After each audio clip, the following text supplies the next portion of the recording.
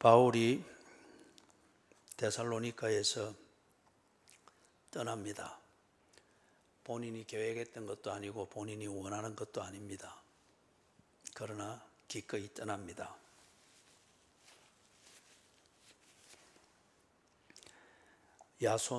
야손과 그 함께 있는 형제들이 바울에게 그걸 권하고 또 바울이 사태를 짐작했죠. 그리고 충분히 그들이 떠나기를 요청하는 것을 알아들었습니다.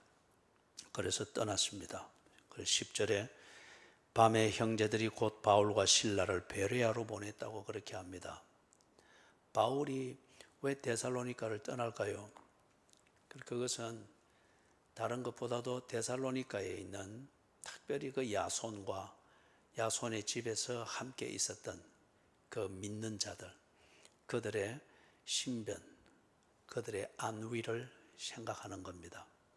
그래서 떠납니다. 저도 일전에 있던 그 교회에서 좀 어려웠습니다. 불필요한 그러한 오해로 인해서 분쟁이 좀 심하게 일어났어요. 그래서 제가 좀 서울에 있는 한 두어 분한테 자문을 구할 만한 분한테 그렇게 이메일을 보냈습니다. 이런 사태입니다. 그런데 이거는 불필요한 오해에서 비롯돼서 이게 하나의 분위기로 만들어진 건데, 선은 이렇고 후는 이렇다 밝히고 따질 만한 그런 분위기는 안 되는 것 같습니다. 그런데 이런 식으로 얼마든지 매도할 수 있고, 그리고 교인들이 숫자만 많았지 무언가 판단력이든지 아직 중심된 기질이 형성되지 못한 것 같은 이런 교인들을 두고 그냥 조용히 하기 위해서 훌쩍 떠나는 것도 내 마음에는 허락지 않습니다. 목사님이라면 어떻게 하겠습니까? 그러니까 딱 두 줄로 간단하게 답이 왔어요. 때로 우리가 교회를 위한답시고 하는 일이 교회를 더욱더 어렵게 만드는 경우들이 있습니다. 아주 의미심장한 얘기였고 실질적인 가이드라인이었습니다. 그거는 원칙에 관한 문제에 있어서 선은 이렇고 후는 이렇다 그런 얘기가 아니고, 문제를 현실적으로 보았을 때 문제를 어떻게 무마를 해야 되는가 하는 실질적인 얘기를 자신의 경험에 비추어서 해주는 얘기였습니다. 그 얘기를 듣고 사임을 했습니다. 옳고 그르고를 따져서 시시비비가 가려질 것도 아니고, 그게 가려진들 그게 그렇게 심각한 것도 아니었어요. 단지 그것으로 인해서 한 부류의 선동과 어떤 자기들이 보는 관점과 방향대로 끌어가고자 하는 이것으로 워낙에 그 선동이 심하고, 그리고 교인들의 분위기가, 그리고 예배가 가끔씩 그렇게 크게 상처를 입기 때문에, 그래서 그런 게 오히려 더 큰 피해를 넣고 교인들을 보호하고자 하는 그 의도와는 다르게 이게 더 큰 상처를 남길 수 있다 하는 이 판단이 그 두 줄의 자문으로 그게 수긍이 됐습니다.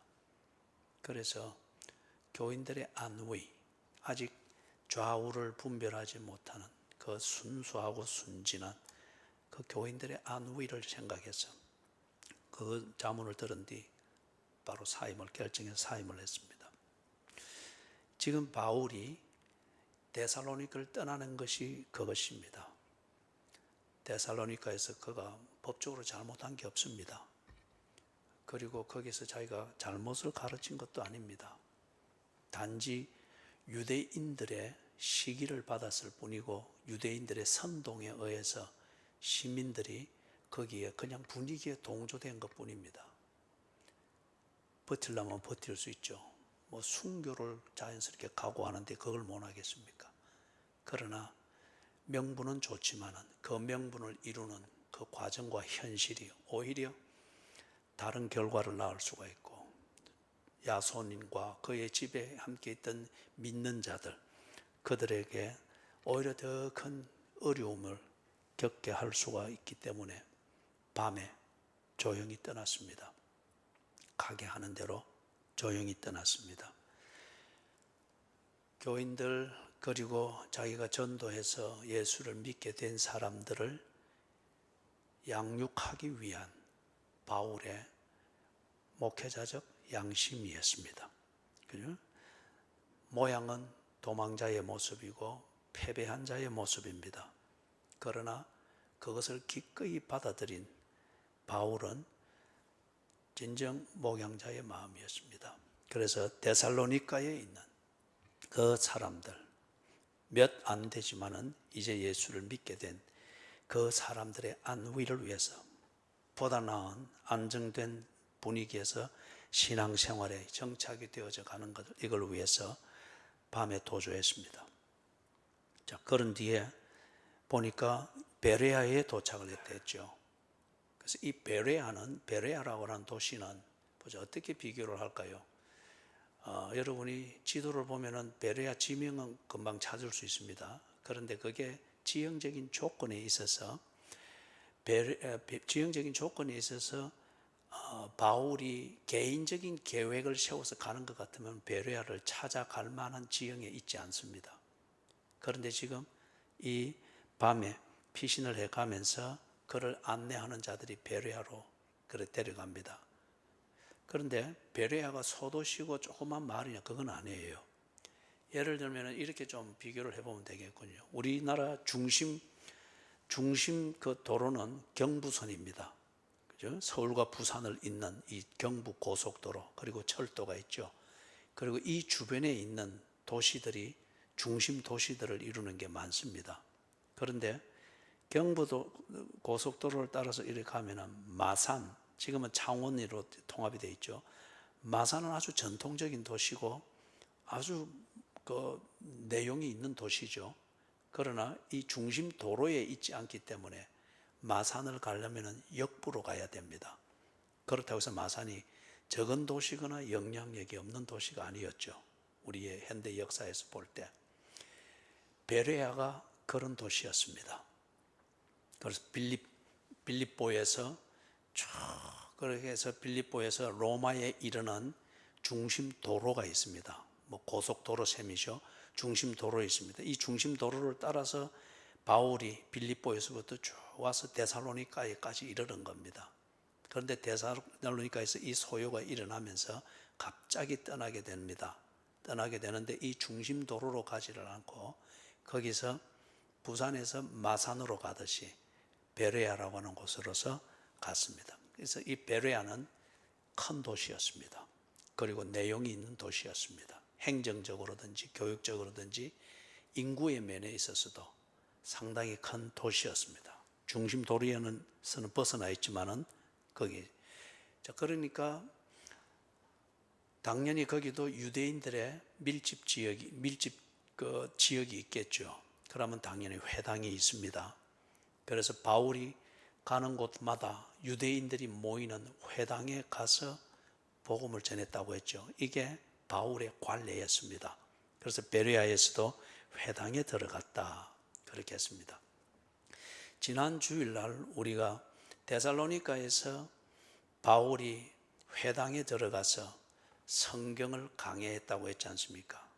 자, 이걸 두고서 회당에 있던 유대교 이 사람들의 입장에서 보면은 바울이 침입한 것이고 무례한 것이고 그렇게 볼 수가 있단 말이에요. 그래서 우리가 지난 주일날 베타성에 대해서 조금 이야기를 했습니다. 이 부분에 대해서 조금 더 한 번 더 얘기를 하면은 따듬어 보면은 이렇습니다.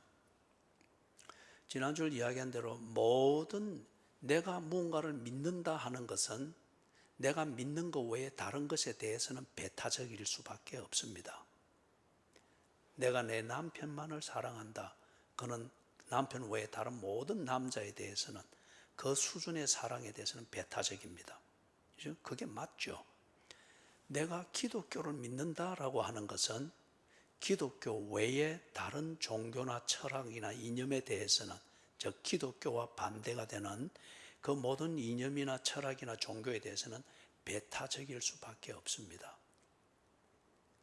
불교를 믿는다고 하는 것은 기독교에 대한 합당한 배타성을 인정하는 것과 같은 것이 않습니까? 이거는 똑같은 이치입니다.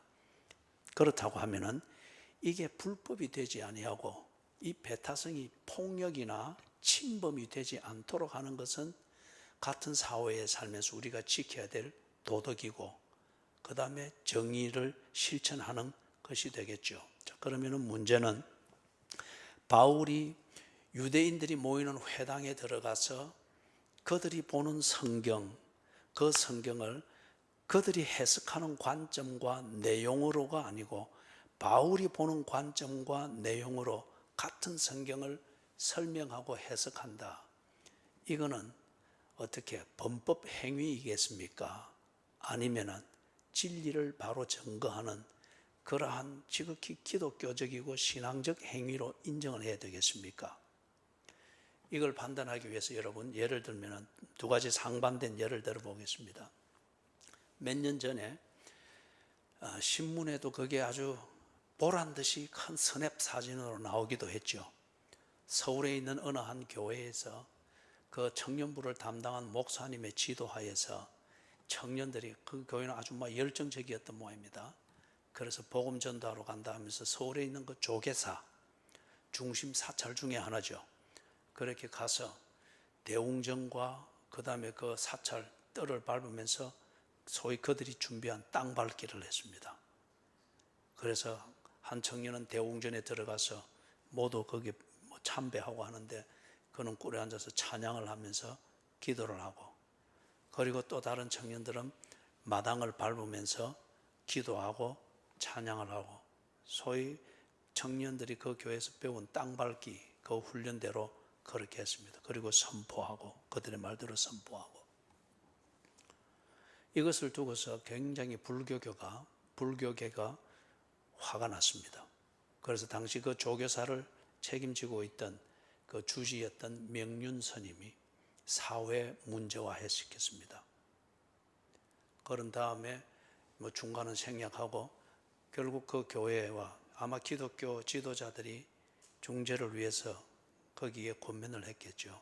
그래서 청년부 지도하는 목사님과 거기에 땅 밟기를 하러 들어가서 대웅전과 사찰 마당을 밟으면서 그렇게 했던 4명의 청년들 같이 가서 명륜 스님 주지가 앉아있는 그 방에 들어가서 주지는 다 이제 모든 게 이 공론화되어지니까 아주 신비한 색깔의 그 주지의 도복을 입고 앉아서 다 이 가부좌를 털고 앉아 있고, 그 다음에 4명의 청년은 그 앞에 무릎을 꿇고 앉고, 그리고 담당 목사님은 그 옆에 이래 앞으로 합장하여서 숙이고 사과를 하는 이 모습이 방영이 되고 그 다음에 스냅 사진으로도 크게 찍혔습니다. 그래서 그 사진이 상징하는 바는, 그래서 사회에 던지는 메시지는 불교계의 기독교가 고개를 숙이다, 어떤 이런 암시된 메시지였습니다. 한창 기독교가 타겟이 돼서 동네 북이 되고 있던 그런 분위기가 막 만들어지던 그런 시점이었단 말이에요. 여러분, 이것을 두고서 어떻게 생각을 하겠습니까? 예? 참 섣부른 행동이었죠. 이것은 배타성, 우리가 근본적으로 배타적일 수밖에 없다 하는 이 진리의 속성, 이걸 넘어선 섣부른 행동이었습니다. 이거는 침범입니다. 이거는 범법행위입니다. 이건 이래 해서는 안 되는 겁니다. 그걸 전도랍시고 그렇게 해서는 안 됩니다. 왜냐? 그 조계사에서 성경을 훼손하고 있는 게 아닙니다. 기독교의 예배를 훼손하고 있는 것이 아닙니다. 그리고 기독교 타파 운동을 위해서 모임을 가지고 있는 게 아닙니다.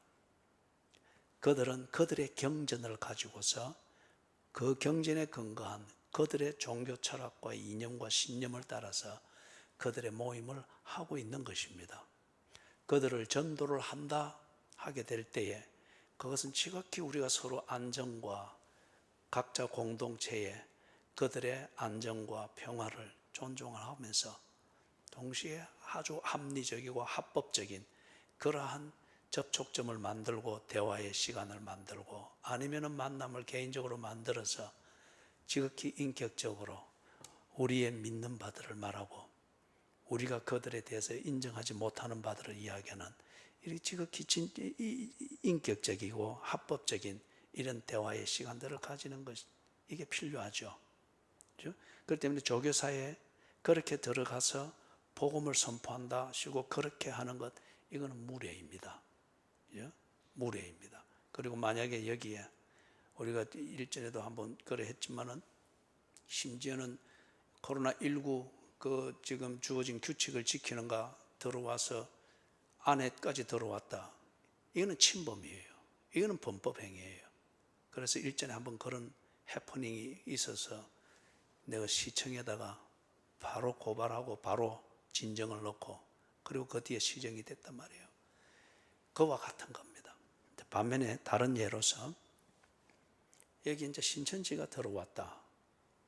그래서 우리 모든 기독교에서는 신천지 출입 금지 이거 스티커를 붙이고 그 다음에 적극적으로 막아내고 발간되면은 있는 자리에서 바로 퇴장을 요구하고 아니면은 강제로라도 퇴장을 요구합니다. 일전에 어느 대형 교회에서 부산에 있는 대형 교회에서도 그랬죠. 그죠? 설교 시간에 그 목사님이 딱 보니까 딱 그런 것 같아서 신천지 다 일어나십시오. 그리고 그걸 지가 신천지이면서도 안 일어나고 있으면 지 스스로 거짓말하는 거죠. 일어나니까 다 나가주십시오. 그래서 안 나가고 버티는 자들은 또는 거기서 누군가 과음을 지르면서 종교의 자유고 예배를 드리고 왔는데 그럴 때 목사님 끌어내십시오. 그거는 지당한 겁니다. 왜 그렇느냐? 신천지가 그렇게 들어와서 공격을 하고 이래 하는 것은 성경을 폄훼하고 있고 성경을 오도하고 있고 성경에 근거한 우리의 진리와 예배를 그들이 오도하고 방해하고 이렇게 하는 것이기 때문에 성경을 지키고 우리의 진리의 근거가 되는 성경을 지키는 것은 기독교의 진리와 근거를 지키는 겁니다. 이것을 훼손하고 이것을 오도하고 이것을 떼놓고 방해를 한다. 이건 우리의 목숨을 걸고 진리를 지켜야 될 이유가 있습니다. 그럴 때는 쫓아내는 정도가 아니고 죽음을 불사하고라도 전쟁이라도 그거는 불사해야 합니다. 그렇기 때문에 이것은 조교사에 들어가서 그렇게 했던 것과 그 다음에 우리가 신천지가 들어왔을 때에 이것을 강제 퇴출을 시켜서라도 이렇게 지키는 것과 이거는 격이 다른 겁니다. 여기서는 우리의 성경이든지 이런 것에 대해서 침범하거나 폄훼하거나 오도하거나 대놓고 그런 것은 아닙니다. 이것은 우리가 함께 사회생활을 하면서 전도하고 알리고 그렇게 해 나가야 될 문제입니다. 반면에 신천지가 여기 들어와서 그렇게 한다. 들어왔다는 이 자체가 중요한 것이 아니라 성경을 오도하고 성경을 훼손하고 우리의 예배를 제약시하고 그리고 그들의 것으로 오도해가는 이것을 지키겠다는 거예요. 이걸 막겠다는 겁니다. 그렇기 때문에 근본적으로는 내가 믿는 것과 다른 것에 대해서는 배타적일 수밖에 없습니다. 이게 믿는다고 하는 것에 진정성을 나타내는 한 태도이죠. 그렇죠? 내가 이걸 믿는다고 하면서도 모든 것에 대해서 다 그렇다라고 인정을 하면서 우호적이다. 이렇다면 내가 궁극적으로 나는 믿는 게 없는 겁니다. 두 번째, 배타성이라고 하는 것은 불법적이거나 대놓고 침입하고 침범하고 이런 것은 말하는 것은 아닙니다. 내가 믿는 배타성이라는 것의 세 번째는 내가 믿는 것, 이것을 이 근거가 되는 성경을 오도하고 성경을 빼앗아가고 성경을 매도하고 이것에 근거한 우리의 신앙을 고백하고 하는 이걸 방해하고 오도하고 강제하고 매도하고 이런 게 있을 때에는 믿기 때문에 그것을 오도하는 것에 대해서 필요하다면 목숨을 걸어놓고라도 그거는 지켜내야 됩니다. 그리고 막아내야 됩니다. 그렇죠? 지금 바울이 하는 것은 회당을 찾아 들어가서 하는 것은 후자와 같은 겁니다. 유대교가 성경을 오도하고 있습니다. 너무 심하게 오도해서 그들이 해석하는 것이 진리인가 사람들이 매도가 되어지다 보니 성경을 제대로 보지를 못합니다. 그리고 하나님을 결국에는 오해하게 됩니다. 그렇기 때문에 바울이 성경은 그런 것이 아니다라고 하는 것을 오도하고 매도되고 있는 그 현장에 들어가서 성경을 지키는 겁니다. 그리고 성경이 가르치는 진리가 무언가를 그들에게 지키는 겁니다. 목숨을 건 행위입니다. 이것은 조계사에 들어간 그러한 영웅주의적인 어떤 그런 식의 종교 행위가 아닙니다. 성경을 오도하고 있기 때문에 진리를 오도하고 결과적으로 사람들이 매도되어서 잘못되어진 그런 신앙으로 생각 없이 매도되어지고 있기 때문에 그 성경을 지키고 성경이 말하는 진리가 뭔가를 지키기 위해서 바울은 회당을 들어가는 겁니다. 11절에서 베레아에 있는 사람들은 데살로니가에 있는 사람들보다 더 너그러웠다고 합니다. 이 너그러웠다고 하는 게 뭔가 그것의 실제는 그 밑에 나오는 것, 베레아 사람들이 간절한 마음으로 말씀을 받았다 그렇게 말합니다. 데살로니가 사람들은 간절한 마음이 없었습니다. 베레아 사람들은 바울이 와서 그렇게 하는데 똑같은 성경을 데살로니가에서 말하던 성경을 똑같은 성경을 베레아에서도 이야기하는데 이 사람들은 간절한 마음으로 그것을 받았다고 합니다. 이게 앞에서 말하는 것 너그러웠다 이 말인데 이게 뭔가 다른 말로 말하면 하나의 기질입니다. 여러분 단체마다 기질이 있죠. 교회가 여러 군데 있어도 교회마다 특색이 있고 기질이 있습니다. 사람도 다 보면 기질이 있죠. 어떤 사람은 이런 말 하면 과격해지고 어떤 사람은 이래도 허 저래도 허 그런데 뭔가 견디지 못하는 것 다 지방마다 기질이 조금씩 다릅니다. 지방마다 기질이 다르고 도시마다 기질이 다르고 부산도 지역마다 뭔가 특색 있는 기질이 있습니다. 그렇기 때문에 교회라고 하는 이 단체도 보면은 교회마다 기질이 있어요. 기질이 있습니다. 지금 그들이 더 너그러워서 간절한 마음으로 받더라 이것은 베레아 사람들의 기질은 데살로니가에 있는 사람들이 가지고 있는 기질과는 다르다. 그래서 여기 특히 데살로니가에 있는 사람들은 특히 데살로니가에 있는 유대인들 이들이 지금 주된 타겟입니다. 그들과 다르더라. 그러면 이게 구체적으로 뭘까요? 데살로니가에 있는 유대인들은 자신들이 다 가지고 있는 교리적 틀 안에서 그리고 그 교리적 틀 안에서 몸에 배어 있는 그게 그들의 선입관이었습니다. 그렇기 때문에 이 선입관에 벗어나면은 모든 것은 다 틀어지는 거예요. 사고가 경직되었습니다. 외운 대로 합니다. 몸에 익은 대로 합니다. 이럴 때는 여러분 정말 새로운 것을 나누고 대화를 하고 정보를 공유, 교제가 참 어렵습니다. 지하고 똑같은 사람 아니면은 교제가 될 수가 없습니다. 데살로니가 사람들의 기질은 그것입니다. 그렇기 때문에 철저한 유대교인들인지는 모르지만은 그들은 그 유대교인들로서 받은 훈련과 문화와 교리적 틀 이것을 벗어나는 것에 대해서는 그들은 어떤 것도 할 수가 없는 사람들입니다. 반면에 베레아에 있는 사람들은 이 선입관에 크게 지배를 받지 않는 사람들이었습니다. 그들이 회당에서 모이는 것을 볼 때에 유대교에서 가르치는 것과 유대교의 신앙을 거부하거나 이런 사람들은 아니에요. 그러나 데살로니가에 있는 사람들처럼 딱 고정된 틀, 그 교회에서 받았고 그 교회에서 익숙해 있는 그 교회에서 익숙해진 문화적 감각 이것을 벗어나면 다 틀렸다라고 이런 것은 아니었다는 거예요. 베레아 사람들이. 그들이 좀 더 근본적으로 말하면은 회당을 다니고 유대교를 믿으면서 그들이 원하는 건 뭡니까? 갈망함이 있습니다. 진리가 무언가를 알고자 하는 갈망함이 있습니다. 하나님의 구원에 대한 갈망함이 있습니다. 유대교 교인이 된다. 이 회당 공동체에 충실한 멤버가 된다. 충실한 교인이 된다. 이것이 전부가 아니잖아요. 그죠?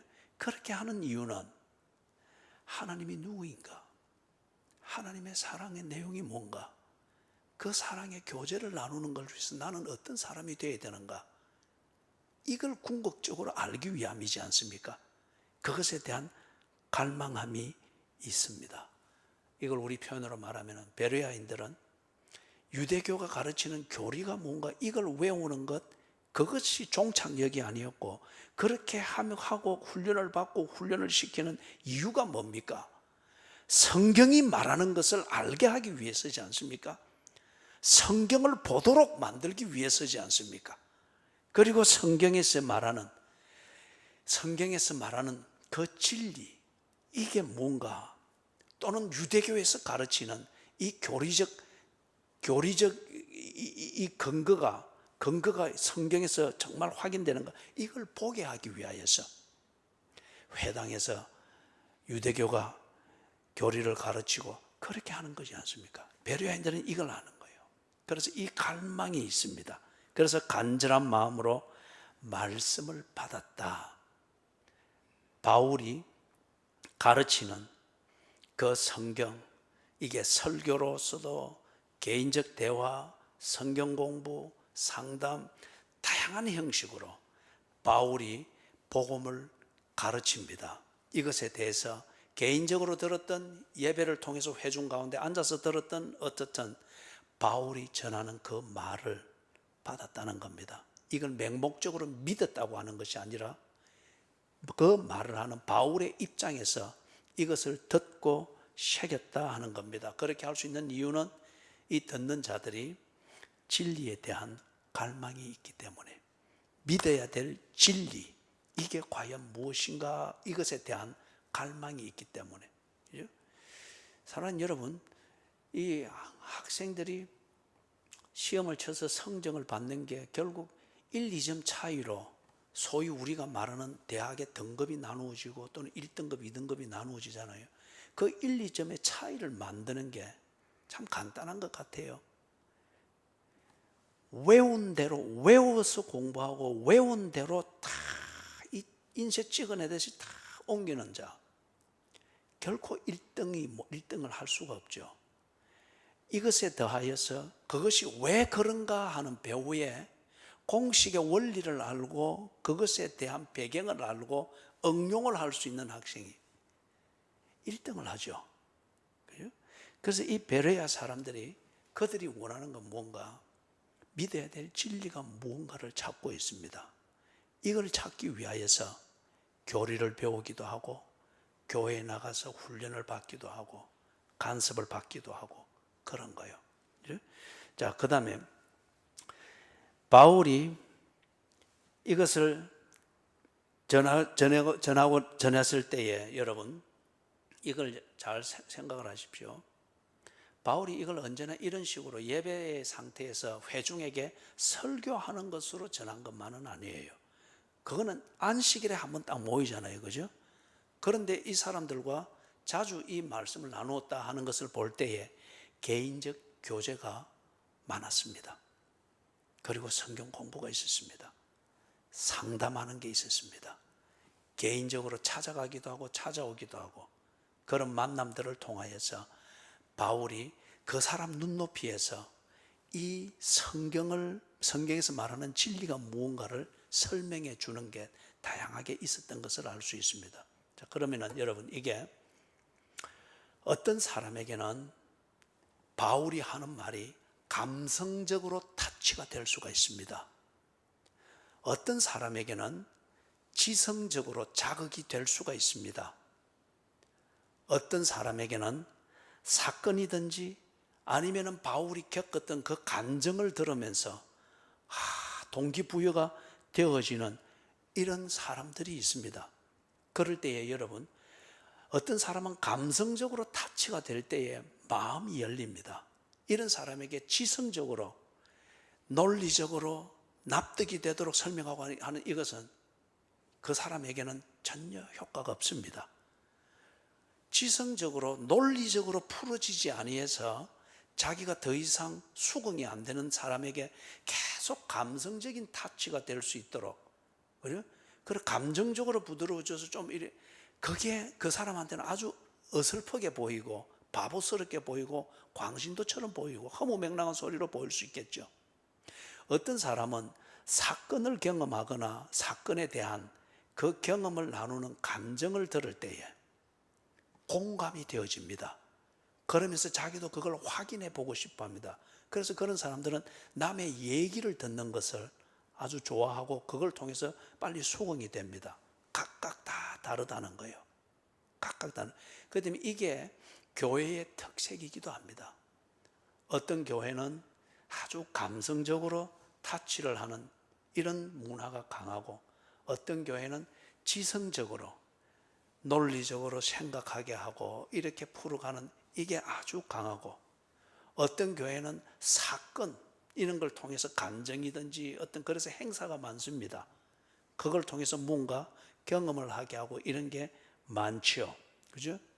그리고 어떤 교회는 성경 공부가 강하고, 또 어떤 교회는 제자 훈련이 아주 강하고, 어떤 교회는 기도하는 이게 아주 강하고, 어떤 교회는 구제하고 사회 활동하는 것, 또는 어떤 교회는 교인들 간의 친목을 도모하는 이게 아주 강하고, 그죠? 그런 게 있습니다. 사랑하는 여러분, 그렇기 때문에 여러분이 교회의 어느 한 특색을 보면서 그 교회가 옳다 그러다 정죄할 필요는 없습니다. 동호회도 활발히 할 수 있고 할 수 있습니다. 기도회 활발히 해야죠. 제자훈련 해야죠. 그런데 어느 교회가 모든 걸 다 할 수는 없습니다. 그래서 대형 교회의 특징은 이런 것을 가능하면 다양하게 할 수 있기 때문에 다양한 사람들이 모여서 내 기질에 맞고 내 특색에 맞는 그 훈련을 받을 수 있는 준비가 되어 있기 때문에 대형 교회를 선호하고 대형 교회의 장점이 있습니다. 그런데 모든 교회가 다 이 모든 것을 다 구색을 갖춰 할 수가 없습니다. 첫째는 모인 회중들이 모두 다 그런 특색을 가지고 그런 기질을 가지고 있는 분들이 아닐 수 있기 때문에, 그래서 여러분 앞으로도 여러분이 혹 교회를 결정해야 될 일이 생기고 이사를 하든지 또는 직장을 옮기게 돼서 교회를 결정을 해야 되든지 할 때는 이걸 잘 감안을 하십시오. 나는 어떨 때에 내 마음이 잘 열리고 내 사고방식이 잘 열리고 그리고 적개심이나 어떤 이런 선입관이 잘 풀어지는지, 이게 나는 감성적인 타치를 통해서 이런 게 잘 풀어지는지, 아니면 나는 좀 논리적이고 지성적인 이 면에서 자극이 될 때에 수긍이 되어지면서 그 다음 동기부여가 되는지, 아니면 나는 기도 많이 하는 이걸 통해서 그걸 잘 분별을 하고 교회를 살펴서 자기에게 맞는 교회를 선택을 해야 됩니다. 그래서 여러분들이 교회를 선택할 때에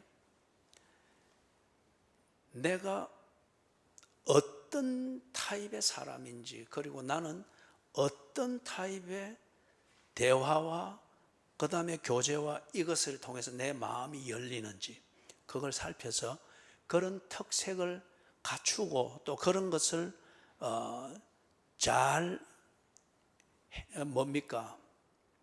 만들어주는 그런 교회를 만나야 됩니다. 그런데 거기서 끝나면 안 됩니다. 그러면 친목단체밖에는 안 돼요. 기도회를 하든 제자훈련을 하든 감성적인 타치를 하든 감정을 매주마다 간정을 해서 사건을 만든다, 다 그리 할 수 있습니다. 그러나 그리 하는 이유가 뭐냐?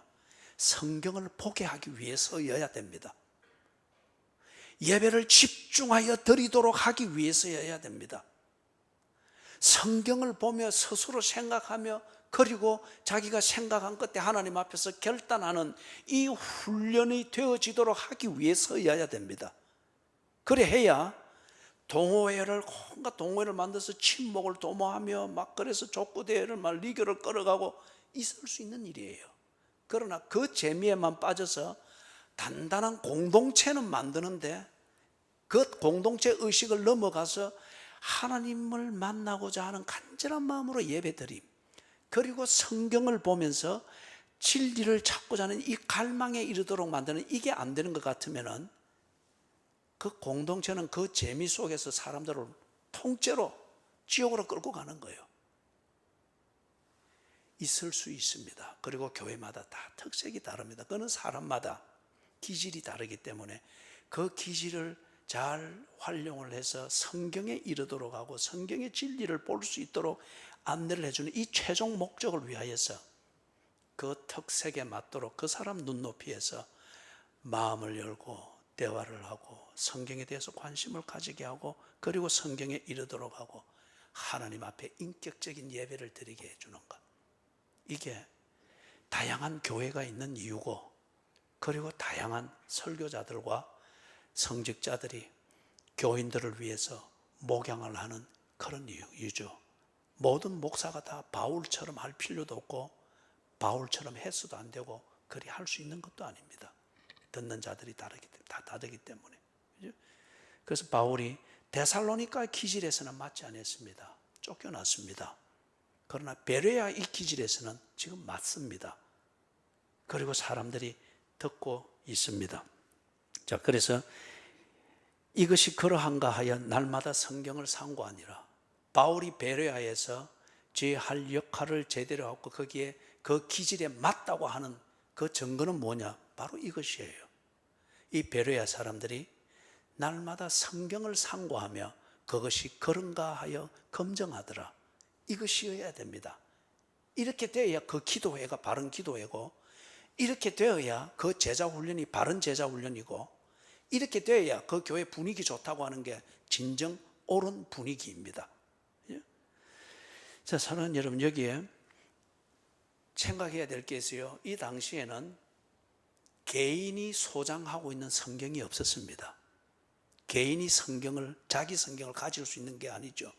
책 인쇄되는 게 15세기부터 인쇄술이 발달해서 책이 나오면서 우리가 개인 지금 이거 가지고 있거든요. 그때는 두루마리입니다. 그러면 이 사람들이 어디 가서 성경을 상고했겠어요? 회당입니다. 회당에 두루마리로 된 이 성경이 있단 말이에요. 그리고 회당에서는 가서 그들이 이 두루마리를 읽으면서 연구도 할 수 있고 서로 공부도 할 수 있고, 그리고 한쪽에서 예배도 드릴 수 있고 그럴 수 있는 준비가 되어 있습니다. 그러면 이들이 바울의 말을 받고 그 말이 감동이 됩니다. 수긍이 됩니다. 호기심이 생깁니다. 나도 그럴 수 있을까? 긍정적인 사고가 생깁니다. 그러면 이게 정말 하나님이 주시는 것일까? 확인을 하고자 합니다. 회당을 가는 거예요. 그리고 거기에 와서 성경을 읽고자 하는 사람들을 위하여 빛이 되어 있는 두루마리를 보면서 바울에게 들었던 그 말씀들을 확인을 하는 거예요. 대단한 정성이죠. 이게 갈망함이었지 않습니까? 그죠? 12절에 보니까 그 중에 많은 사람이 이것을 믿었다고 합니다. 12절, 그 중에 믿는 사람이 많고 또 헬라의 귀부인과 남자가 적지 아니하니라. 유대인만 지금 이렇게 바울을 통하여서 예수를 믿게 된 것이 아니고 헬라인들, 그 중에서도 귀족 집안의 사람들도 이 바울의 말을 듣고 성경을 상고하고 난 뒤 이게 확인이 되어지니 믿었다고 합니다. 사랑하는 여러분, 여기 사람들이 지금 믿었다고 하는 사람들은 다양합니다. 남녀노소, 빈부귀천 다 섞여 있습니다. 그렇기 때문에 예수를 믿는다고 하는 것, 이거는 어느 특정 부류의 사람만을 위한 게 아닙니다. 만약에 바울이 어느 특정 부류의 사람들, 쉽게 예를 들어서 돈 많은 사람들 또는 사회적 명성이 있는 사람들이 많이 모이는 교회를 만들고자, 그거는 교회를 세우고자 하는 게 아니고 하나의 공동체를 만드는 거죠. 그렇게 해서 어떤 영향력을 만들어 보고자 하는 그런 게 되겠죠. 그럴 때는 여러분, 성경을 가르칠 필요가 없습니다. 지가 세우고자 하는 그 특색에 맞는, 공동체에 맞는 어떤 사상과 이론, 이것을 주입하기 위해서 때로는 성경을 인용을 해서 그렇게 할 수 있는 거죠.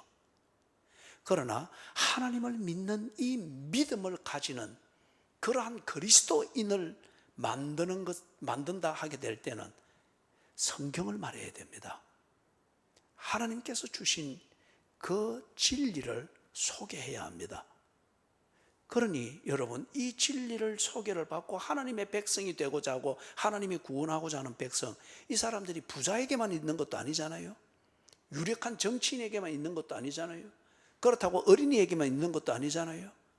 하나님이 구원하고자 하는 백성, 이들이 하나님이 계시한 그 진리를 담고 있는 성경을 통해서 주께로 돌아오게 된다. 그런 것 같으면, 이걸 아는 것 같으면 바울은 성경을 말했습니다.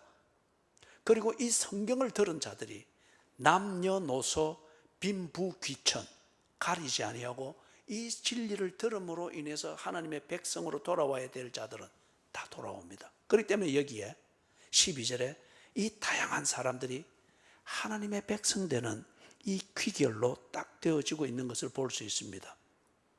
이들이 예수를 믿고 그리스도인이 된 그 매개체가 뭡니까? 바울의 전도입니다. 그 다음에 이들이 바울의 전도를 듣고 그들이 동기부여가 되어져서 하나님을 더 알고 싶다, 정말 그것이 그런가, 동기부여가 딱 되어져서 마음의 문을 열게 되었던 것은 무엇을 통했습니까? 어떤 사람은 바울의 전도를 통해서 감성적 타치가 됐습니다. 어떤 사람은 바울이 좀 더 논리적으로 설명해 나가고 선후를 따져 나가는 이때에 지성의 자극을 받으면서 수긍이 되어졌을 것입니다. 어떤 사람은 이걸 좀 더 알아듣도록 하기 위해서 바울이 자기가 겪었던 이 얘기를 간증 삼아 할 때에 그것에 대해서 동질감을 느끼면서 나도 저런 문제가 있는데 저 사람이 저랬다고 하면은 정말 그런가? 갈망하는 마음이 생겼을 것입니다. 그렇죠?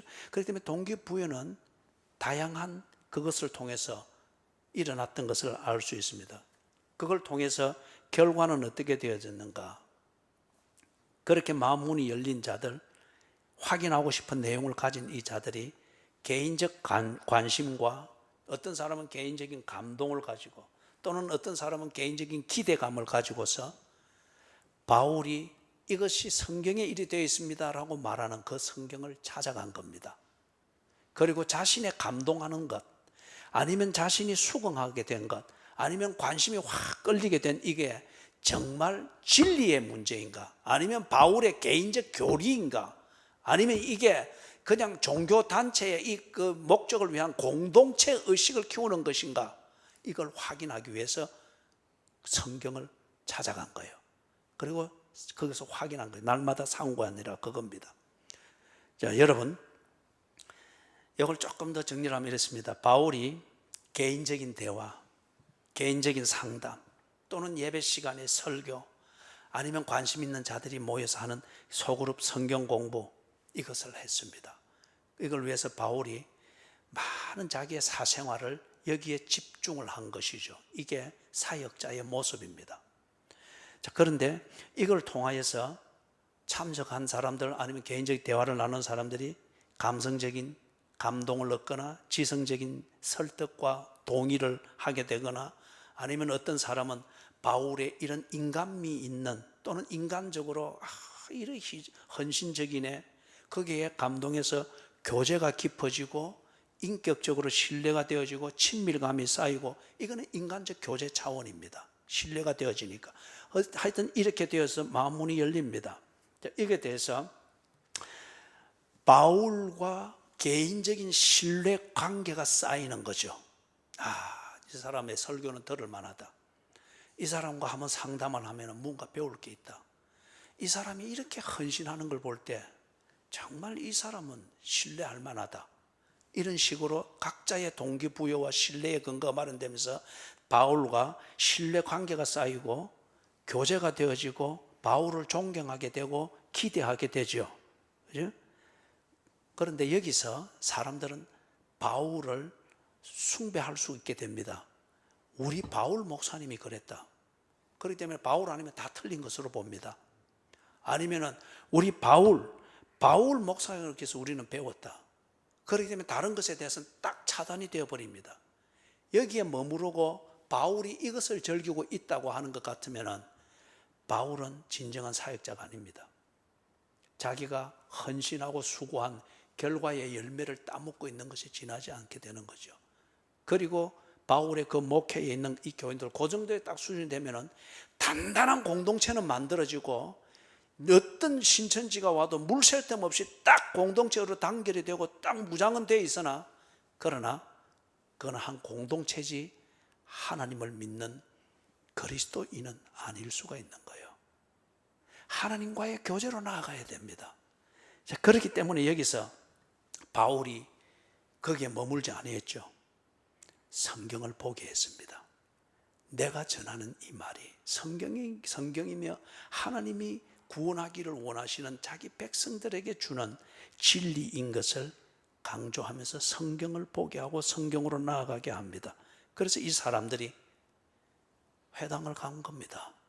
그리고 그게 빛이 되어 있는 성경을 보면서 그들이 감동하고 있는 것, 바울에게 동의하고 있는 것, 또는 어떤 사람은 바울에게 대해서 인간적인 친밀감을 느끼면서 신뢰가 쌓여서 참 바울을 만나면 그리 좋고 위로가 되고 막 안심이 되고 사는 재미가 나고 하는 이 신뢰가 쌓여졌단 말이에요. 이게 하나님이 주시는 구원, 하나님이 주시는 사랑, 그 사랑과 구원에서 나오는 평화이며 그 사랑과 구원, 이것을 얻게 되었을 때의 성도의 교제가 그런 것이며 구원과 사랑 안에 있을 때에 이런 신뢰와 존경을 가지고서 진정한 교제를 누리게 되는 것인지를 확인을 하는 거예요.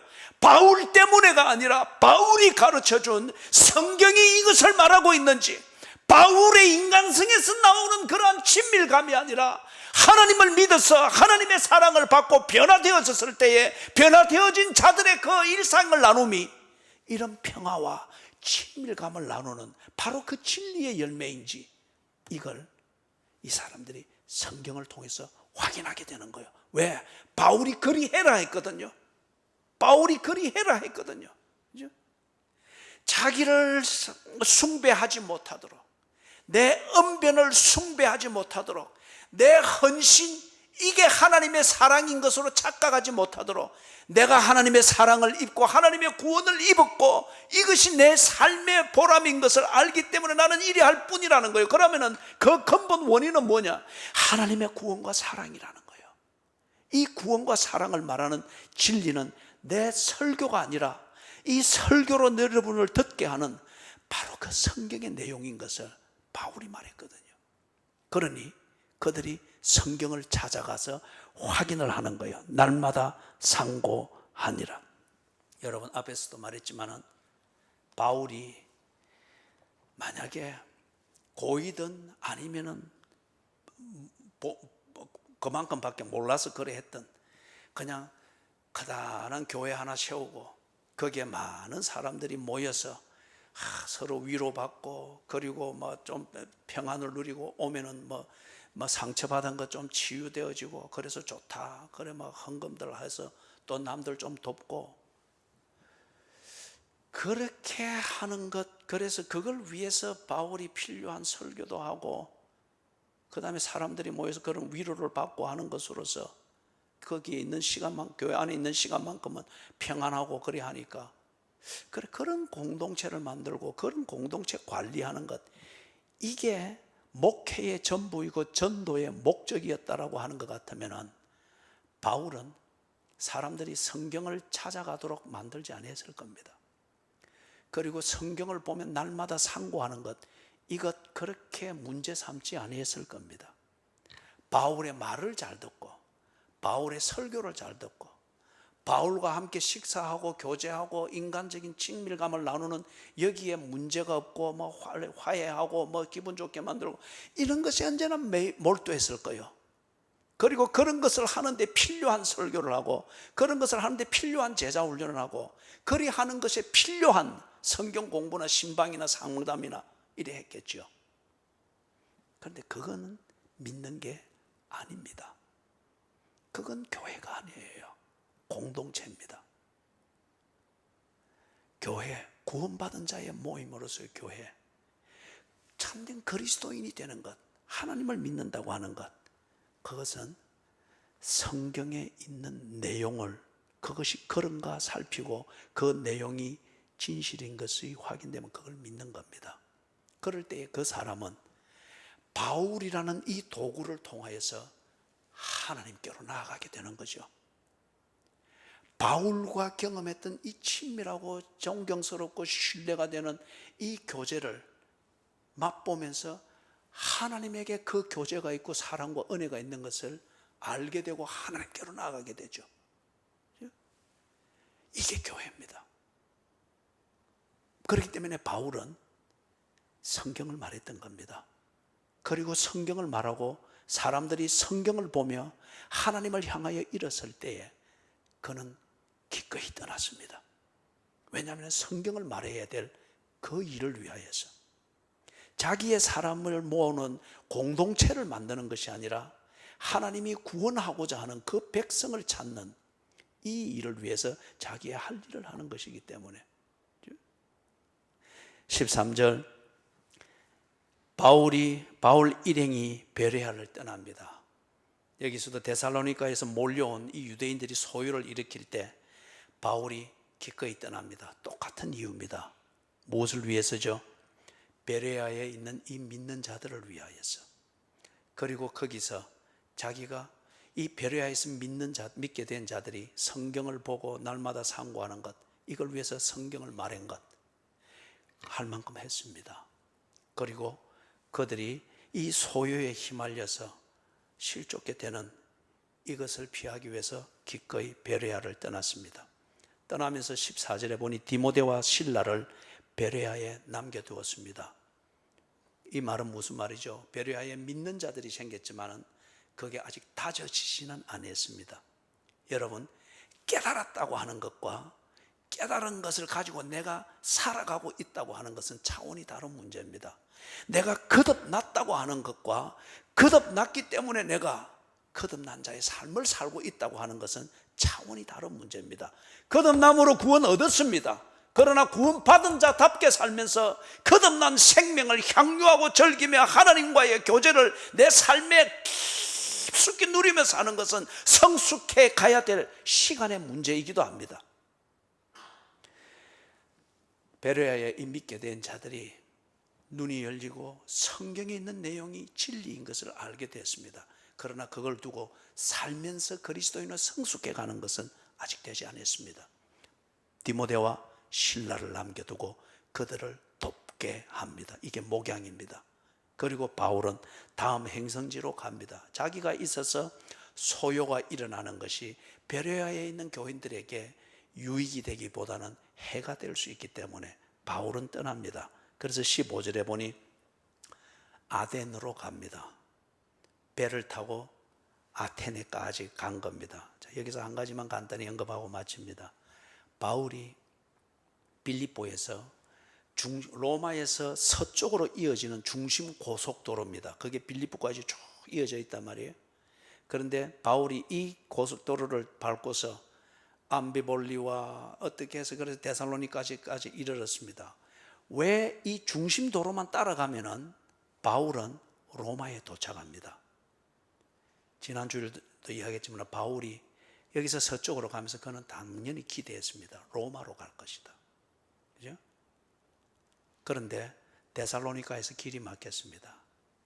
베레아에 갔습니다. 베레아에 있으면서 바울은 데살로니가로 돌아갈 기회를 엿보고 있었을 것입니다. 데살로니가에서 많은 사람들이 믿고 그런 반면에 이 소요가 있으니 소요가 잠잠해지면 데살로니가로 돌아가서 수습을 하여 교회를 든든히 세울 것이다. 바울의 생각이었을 것입니다. 그런데 베레아에 있을 때 데살로니가에 있는 이 유대인들이 내려와서 아주 소동을 또 난리를 지기기 때문에 바울이 자기가 기대하고 있는 생각대로 데살로니가로 돌아가는 것이 지극히 어려운 일인 것을 압니다. 그리고 계획에도 없이 로마 쪽을 향하는 것이 아니라 아덴으로 내려가게 됩니다. 그래서 결국 거기에 고린도 교회가 세워지는 거죠. 하나님의 섭리하심입니다. 사람이 계획을 세울지라도 그 걸음을 인도하시는 이는 누구십니까?